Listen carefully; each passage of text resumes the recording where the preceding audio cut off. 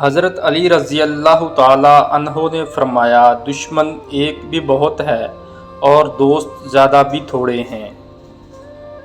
علم کی خوبی اس پر عمل کرنے میں اور احسان کی خوبی اس کے نہ جتلانے میں ہے۔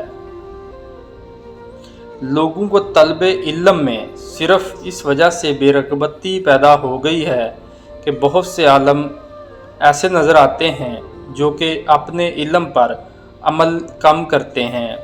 جس بات کا علم نہ ہو اسے برا نہ سمجھو، ہو سکتا ہے کہ کئی باتیں ابھی تک تمہارے کان تک نہ پہنچی ہوں۔ صاحب علم اگرچہ حقیر حالت میں ہو اسے ذلیل نہ سمجھ، بیوقوف اگر بڑے رتبے پر ہو اسے بڑا مت خیال کر۔ گفتگو آپ کے قبضہ میں ہوتی ہے جب تک آپ اس کو زبان سے نہ نکالیں، اور جب آپ اسے زبان سے نکال دیں تو آپ خود اس کی گرفت میں آ جائیں گے۔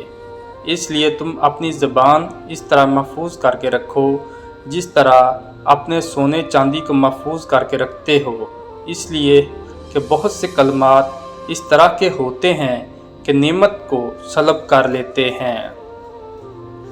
گناہوں پر نادم ہونا ان کو مٹا دیتا ہے اور نیکیوں پر مغرور ہونا ان کو برباد کر دیتا ہے۔